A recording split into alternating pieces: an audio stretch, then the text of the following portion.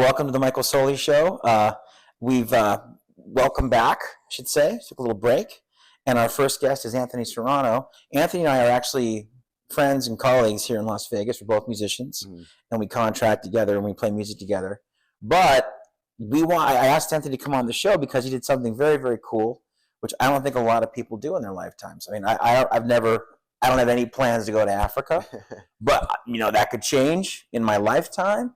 But you recently went to Kenya. Yeah. And man, tell us about it, dude. I think that's super cool. What an experience. I don't even know where to start. How about the trip? Getting from Las Vegas to Kenya. Oh, brutal. Just the plane ride.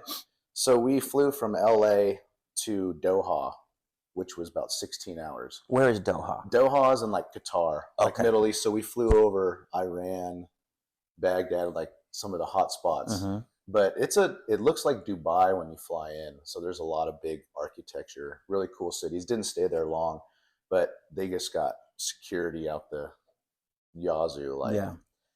Yeah. So flew there. From there, we hung out an hour and then flew about 5 hours to Nairobi.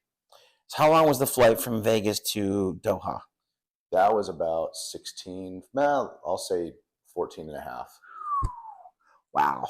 Was the plane full? Was it a full flight? Yeah, and it's just, and the internationals are just so small in seats, so it's just 16 hours. Here we go. Did you bring some movies? They had a bunch of good movies. Oh, cool. So you could sit there and watch 5 movies without even just back to back. All right, start one. Oh well, it's done. Well, so you went to Kenya. You went with your father and your grandmother, if I'm not mistaken. Your grandma's been there a bunch before. Mm-hmm. We talked before the episode. I'm just saving some time when we're recording. And it was your grandma she's been there a bunch, likes it a whole lot, and wanted you and your dad to experience it. Mm-hmm. And Nairobi is the capital of Kenya? Yeah, I believe it is. It is. I've got a cheat sheet.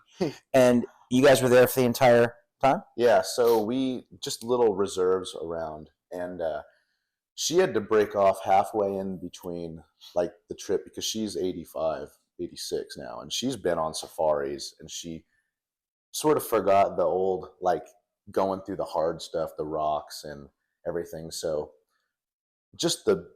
there's a lot of moving when you're on these Jeeps. It's just nonstop. The roads are bad. So she had to go into Nairobi and hang out, and then me and my dad sort of finished the trip. But sure. But it was pretty much 2 weeks of, you'd stay 2 nights at one reserve and then travel to another city and then stay a night or two there and travel to the next one. And it was nonstop pretty much. Are these cities all in Nairobi? Mm-hmm. So it's it's going to Summerlin, but it's still in Las Vegas? Yeah. Okay. So some are 6 hours away. Wow. So some are just the reserves. We had so Nairobi's huge then. Yeah. But it was just insane to see everything not on TV. So every day was a different safari. Yes. Wow. Yeah. So you'd get to one place, do a little safari that day, stay the night, do something during the day, and then you'd be gone at the next reserve and really fast. Was your group, you and your dad at that point, not your grandma had stayed back? Were you and your father part of a larger group? Yeah, so there was about a 22, 23 person group, but we had our own truck. So it was 2 friends, family friends, and then my dad, my grandma, and I. So we had 5 to our truck and a driver. Nice. So yeah, we just had that truck and driver for the whole trip, and it worked out. So I got some notes here really quick. I don't know anything about Kenya, so I just know I'm gonna read for a second if I might. Kenya is a country in East Africa with coastline on the Indian Ocean. It encompasses savanna, lakelands, the dramatic Green Rift Valley, and mountain highlands. It's also home to wildlife like lions, elephants, rhinos, and Las Vegas guitar players. Yeah. It says that right there. Yeah, I see it. It says from Nairobi. From Nairobi, the capital, safaris visit the Masai Mara Reserve. Yeah. Known for its annual wildebeest migrations, in Amboseli National Park, which they have hotels there, you said, right? Yep. Offering views of Tanzania's a whole lot. Yep. Mount Kilimanjaro. Yep, saw that. Mount Kilimanjaro's there. So it's like a huge volcano. Yeah. So I got a selfie with that. With the volcano? We got to go to the Tanzania and Kenya border, so they have like a stone. I have pictures of all this on a Google Drive. I can send it out. I love it. I love it. We can throw some pictures on the episode. Oh, easy. I'll give you the link and all my pictures. I took like a couple thousand, 10 hours of video. So the currency is Kenyan shilling, which is funny because Kenya is a former colony of UK. Yeah. And a shilling, in England is like a penny. Yeah. So it's like the Kenyan penny. It's like 230. I don't know what it is now, but the exchange rate's pretty brutal. Yeah, for them. So for them. US was dollars. Did a lot of people speak Swahili? Oh yeah. Mm-hmm. And your nickname there as so they call Caucasian tourist. Caucasian tourist Mzungos. Mzungos? Yeah. Mm-hmm. That sounds like a rock tune. Right? That could be a heck of a heavy rock tune, right? Kedibu. I have a list. I made a list of Swahili. Yeah? It's a pretty cool language. I mean, I'm not going to speak it. I don't know who I'd speak it to. I think Azura. By the way, our assistant today is Azura. She's our technical director, producer. And I think didn't you grow up speaking Swahili? Really? He goes, Mexican and a little bit of Swahili, but mostly Mexican. Asante sana is thank you very much. Okay. Asante is thank you. Kwaheli is goodbye. Karibu, welcome. Like you're welcome. Okay. Sawa, okay. So you'll hear that a lot, like sawa. And then Jambo is like hello. You guys getting this? This is pretty cool. If you're going to go to Kenya anytime soon, watch this episode, And then I learned this one. I had to ask, like, uperu mingi, and that's like much love. Because I like to say people be safe, like much love. So I very cool. Uperu mingi, so they'd be like, oh, this Mzungo knows a little bit of So is Nairobi, Kenya, which is we were talking a little bit, it's you would go to different reserves in Nairobi for different safaris. Yeah. But is it like huge? Is Kenya mostly Nairobi? Yeah, it's pretty huge. Pretty big, yeah. Okay. Like if you're driving 6 hours and you're in the same city, that's a big city.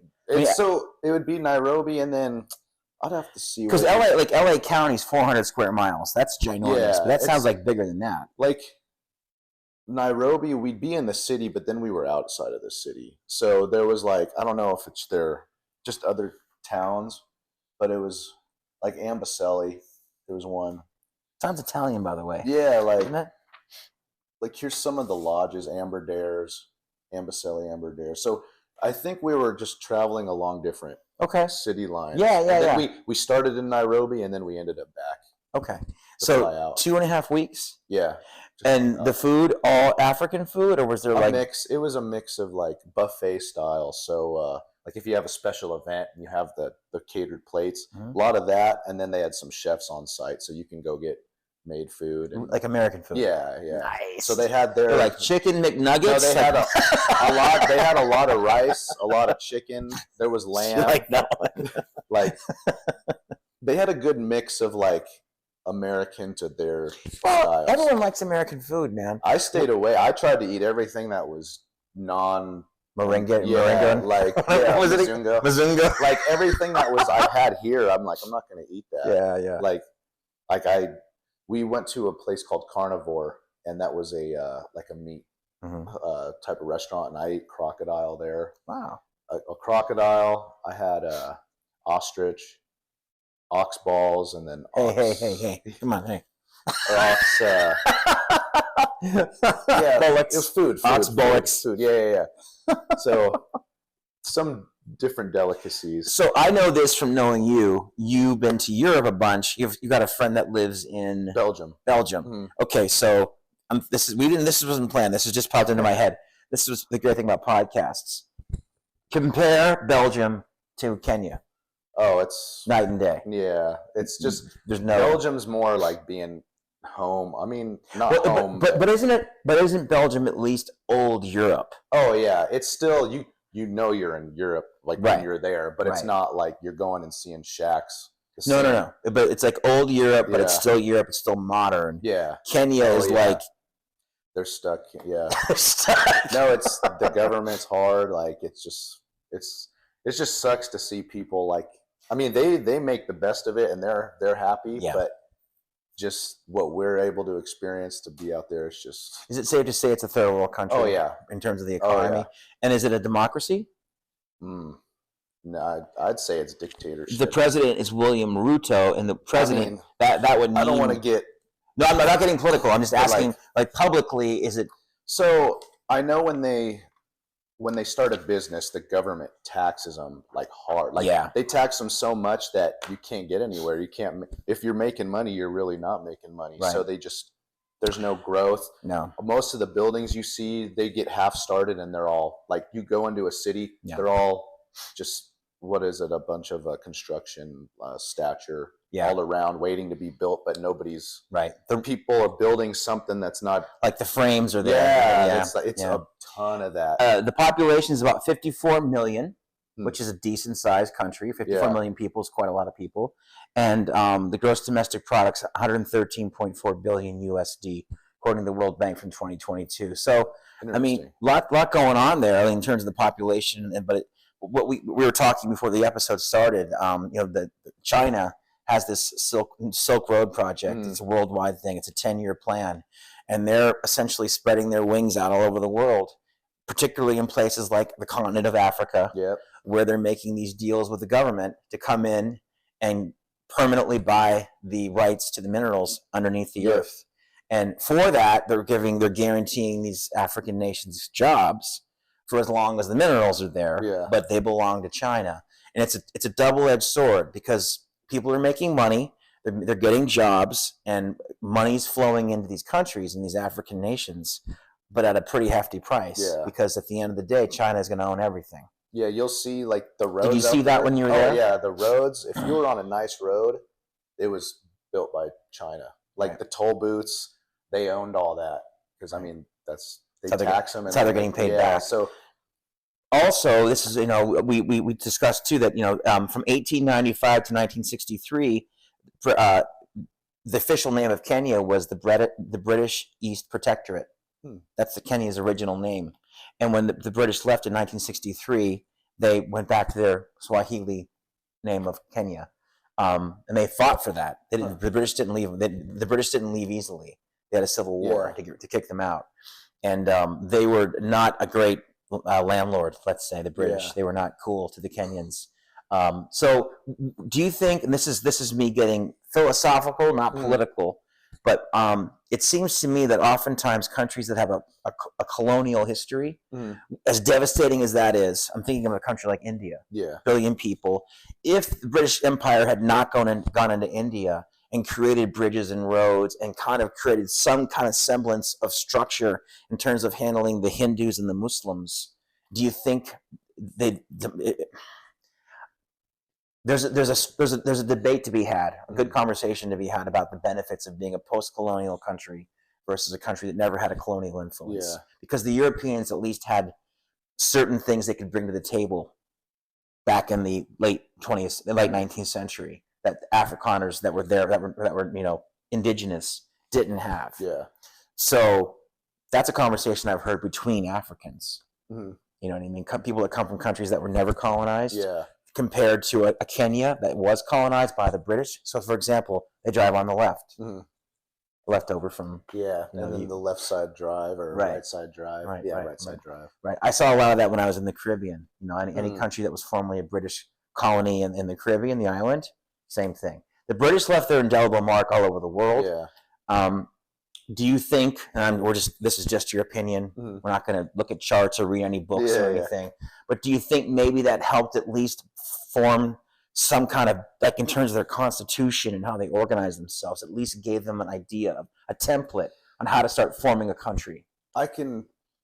Yes. Or was it all bad? Or was being a colony all bad? You know what I mean? It's because I'm sure a lot of it has helped certain area, because it's a give and take. Some things are going to work, some things aren't. Right. And I feel like it's helped them, but like their government, I just feel is the one that's just holding them back. Well, and the thing is, it's a tough thing when you have a poor country and you need jobs, right? Yeah. You need people to work. You need people to work. You need people to have an income, and that's how you get elected, right? Well, the Chinese come in and say, we're going to pour a ton of money into your country and have a lot of jobs at the price of the mineral rights that makes your country worth anything. There's always something at the bottom. It's right. It's the devil's in the details, and I think at least China. It seems to me at least China is saying up front, this is the offer, take it or leave it. And the people that run these countries, because Africa is a continent composed of I think there's 35 separate countries in the continent of Africa. So Kenya is a country inside of the continent of Africa. But the Chinese have been approaching, I think, almost every African nation. And saying, listen, this is what we're doing everywhere else on the continent. It's working out for everybody else. Because if you've got a lot of people with not a lot of income and not a lot of hope and not a lot of future, and you can offer that, it's a tough thing to turn down. They can offer that. Like, you can totally tell on the road you drive, like, which Chinese build, and then when Kenyans are actually building theirs, night and day difference. Did you when you were in Nairobi? Did you see Kentucky Fried Chicken or the Marriott? Did you see? I saw one fast food chain, and it was KFC. See, that was it is. One KFC. It was the only, like, they had KFCs, but it was few and far between. But I saw at least 3 or 4 of them. But that's the only one. No McDonald's. Wow. So So we're gonna wrap it up here in a few minutes, but I'm just gonna ask questions that any American would ask. When you were in the hotels, is it that were the TV channels American, European, in English, or all Swahili? Mixed. Okay. Mostly other languages, but like there was a lot of British, like EU, Europe, and then there was like I had CNN, like typical like stuff you can watch. But I'm just curious because of the British influence, because of, this is a former, Kenyan being a former, was there a lot of soccer? Yeah, there was football or their football. Cricket? Cricket, yeah. I mean, again, the British have left their mark all over the world, man. It's. I got to go by the barracks, the barracks, where they were stationed, the military training. Wow. So that was interesting. Right. The Kenyan barracks. So again, the government there, we're not sure if it's authoritarian or democratic, because it says president here, which would lead me to think it's a democracy. President is normally part of a democracy, but maybe in quotes democracy. I'm sure for a future episode we can doing their own research, they'd come up with a pretty easy conclusion of how it's. So you had the same driver the whole time, I think you said? You got probably, that's half a month. Yeah, so you got to know this person. Cool. Would if you asked him that question, are we living in a democracy here, or is it authoritarian? He'd probably, be more authoritarian, I'm sure. Interesting. Well, look, man, I'm glad you came on the show. I wanted to, because we could talk about music and guitars and songs and gigs all day, and that's maybe for a future episode we will. But I don't know a lot of people your age that go to Kenya for half a month. That live to tell the tale. It was pretty much. It was sporadic, but I mean, I'm not going to say no to that. So it was definitely, if you get an opportunity, for sure. Yeah. Like, it's worth it. And then the Masai Mara, I would stay there. Like, what does that mean? What does Masai Mara mean? Masai Mara is like the big reserve. Okay. And that's where the migrations of these wildebeest. So you just see hundreds of thousands. Like, so Masai Mara is a huge reserve for animals. Yeah. So it's like this big plot of land that connects to the Tanzania border.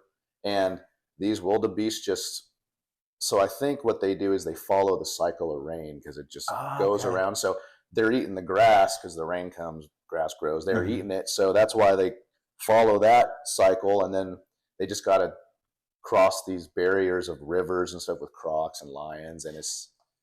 So a last question, if I may. When you go on a safari, is it on foot, or can you be in a car going? You're in a car. They won't. You can't be on foot. No. There's like real animals out there. Oh, no. They'll let you out to use the bathroom if you're safe. But if there's something around, it's the Darwin Award out there. Like, if you want to earn it, you can earn it. They have so much protection over you, but if a lion wants to jump in, they're not. It's not like the zoo where you're shielded. Like, so and also when you were on these safaris, you were part of a group. Yeah. So everyone had their own car. Yep. going down the road in Mhm. these big reserves, Mhm. seeing the animals. Yep. It was like kind of like golfing, like the whole day. Almost So like 8 in the morning till 5 at yeah, night. like the top comes up so you could stand up and look out the side, and it's pretty much the driver going on these little roads, and they have like trucker walkie-talkies, so all the reserves they can connect, and if something is like a leopard's out or something, they'll call it, and you'll see all these trucks racing to go see something going on. And Wow. yeah, it's like a little, that's where a lot of the money comes from for sure, is that tourism, because you just see trucks of people like Mizungos everywhere. It's just like Bazookas everywhere. well, I mean, yeah, you just see you hear That's Simba. funny. They call male lion Simba, so they're Mhm. like, oh, there's a Simba. You just see nothing but trucks, which sort of sucks because it's like they're living and you want to see them hunt, but when there's 1,000 trucks sitting around, No, I get it. It's yeah, I get it. So I imagine it's a lot of Europeans. a mix. Yeah, there's every walk of life, Every out there. language, Yeah, too? Yeah, for sure. Okay. It's literally like being in Vegas, just Right. less I mean, African. that's the thing about that. That's the kind of how I want to wrap up the episode, is to say that ironically we're not a savannah. You know, we're not Africa, but we are Las Vegas, and we get people from all over the world that want to come here and go to the Strip and listen to us play music. I still think Vegas, You know? Vegas is We're the wildebeests. is like the coolest city. It Out is. of all the places I've been Me so too. far, I still think Vegas. I'm older than you. I'm almost twice your age. No, not even. I'm not, but I'm older than you, and Vegas is the coolest place. In the world. Yeah. For civilization and partying. If you want nature and savannas, the desert's not that fun. You know? I mean, it's just, you can have home base here and go do all that. Dude, I love it here. I love it here. Agreed. LA, the beach is 4 hours that way. Yeah. The snow's an hour that way. I mean, I love it here. And those folks from Africa that can afford it might take them a year or two to save up, but they come here because this is the place to be. One last thing. I know we're near the end or at the end. We're both Bitcoin people too. Oh, yeah. And I think, if I'm not mistaken, one of the ways that folks in Africa are able to make some money is they do trade Bitcoin on like WhatsApp and stuff. Yeah. Did you see any of that? I did not. Okay. But I didn't. Yeah, we didn't have to get into too much trading, but yeah, I mean, it's starting to pick up, so I won't be surprised. Yeah. Well, I mean, especially people that are from a third world country, work is hard to get. The government sounds a little bit repressive. Bitcoin could be a nice little solution. Easy. You know what I mean? That would solve a lot of their problem by Yeah. far. Stronger than the shilling. Like, oh yeah, that's a whole nother topic. Easy. Do you have any shillings with you? And by the way, real quick, yeah. So these are just show and tell. We're going to end with show and tell. Okay. So these are just just like, you guys are going late. It's too long. Come on, wrap it up. just so they have these community stores that when you're driving along and you got to use the bathroom, they stop. It's sort of like when you're driving along the freeway and they have what are they? Markets or whatever. Yeah. So you use the restroom, but there's all these handcrafted, and there's guys in the back. You go to the restroom. Where you're walking, you see guys chopping these up on wood, really making these. And these are just little ornaments that sort of I picked. It's like, so this guy's a Maasai Mara warrior. It kind of looks like you. Yeah. There's a resemblance. I mean, if you... I just got to get a little bit of a tan. But this guy's This a Maasai. is darker than you, but if you got more sun, I think maybe you're... Yeah. Sit outside for a little bit longer. Stay in the desert sun. Maasai Mara, little warrior. This came from so I met an actual Maasai Mara warrior. Maasai Mara, what does that mean? So it's just like a tribe, and they're located in that spot we were at, and like the guy we met, like they just wear their traditional. I don't know the names for the clothing, but he was wearing one of these, and he gave me it. But I have a picture with him, so I'll send you that. I'd love to see it. This sort of just goes around like this and sits on you. Right on, man. And then they make a lot of these beads and necklaces and to sell, so you see a ton of it. But I got a couple of these, this necklace to wear. So cool. Got a really long neck. Holy cow! Look at this thing. Yeah, this one I wear a lot. The whole neck. This one was cool. A little guitar amp. Like, no way. Yeah, so I had to get that. That's from Africa. Yeah. Right on, man. And then little. Okay.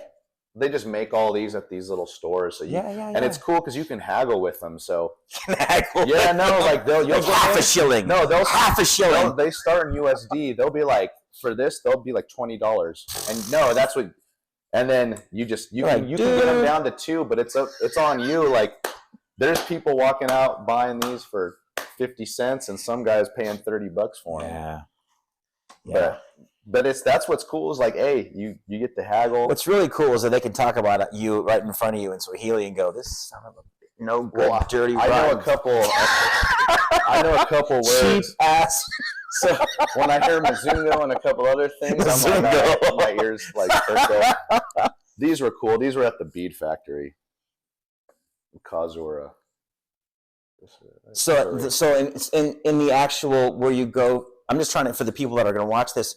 So if you're in a place where you go to have a safari, they have like a gift shop kind of thing? Okay. Everywhere they have little gift shops. Okay. And then, if you're ever out there, the beer to get is Tusker. Best beer. Oh, yeah. Best lager. I'm going to try to find it here at Total Tusker. Wine. Yeah. Interesting. Really worth it. They have breweries there? Oh, yeah. No, they had some good beer and coffee. Yeah? By far. 100%. Right on. But, yeah, no, the food is awesome. Great culture. It just sucks to see it so far behind. Yeah. But I mean, for what it was out there, a super good experience. Like so, Kenya, Nairobi, make the trip. Oh yeah. Do the safari. Do the research, Masai Mara, but definitely research. But if you ever get an opportunity, it's worth it for sure. And 2.5 weeks, no internet, right? No, email, but they have Wi-Fi at the lodges, so it's not like a completely just tent trip. But I mean, now we have things where you can get SIM cards. So I just buy like a SIM card that you could use globally. Gotcha. And you pay to go, and then you can tap into their. Does WhatsApp work when you're there? Yeah. Oh yeah. That's what's the main thing that's used. Okay. Oh yeah. Well, we're trying to also prepare you to go on this trip. So I'm asking probing questions so you guys know how to plan. But if you're going to go to Africa, watch this episode. Thanks for coming on the show. Yeah, this is all fascinating. And thanks for checking out the show. I want to thank our production assistant, Azura. She's keeping us honest and everything. Great job. Anthony Serrano. Thanks for coming on the show, man. I'll have you back and we'll talk about music one day. Yeah, but I thought this was, it was still fresh in your head. Yeah. I know when you do a trip like this, after like a month or so, you start to forget stuff. Mm-hmm. Everyone does. Yeah. So it's still like, you just did this. Like you've been back, 2 weeks? Yeah. So it's still fresh in your head, kind of. You know what I mean? Oh, yeah. Do you think you'll go back soon, or are you done? I'd like to go back. Who knows how? So I don't have a plan for it. But if it pops up, definitely. Yeah. Oh yeah. Masai Mara Reserve. I'd stay there for like 4 days. Just all the animals are there. You can see the crossing. It's just a lot of action always. Oh yeah. Nature. Mm-hmm. Yeah. Just see animals in their real environment, like not trapped behind like a door. Right. Like a real. Like if they want to take you out, they can take you out. But they're cool. You don't mess with them. Do they ever, if you don't pay the bill, they ever grab the white person and like, we're going to throw you in the... Pay the check. No, they know. They tab it all up before you leave. Oh, yeah. They'll be at your door. You owe this many shillings. Oh, yeah. I'm sorry. That's awesome. Terrible, actually. All right, I'm going to wrap up the show. Thanks so much for watching. Thanks again, brother. Thanks, Michael. And go Kenya. Go Kenya, man. Thanks, Sarah.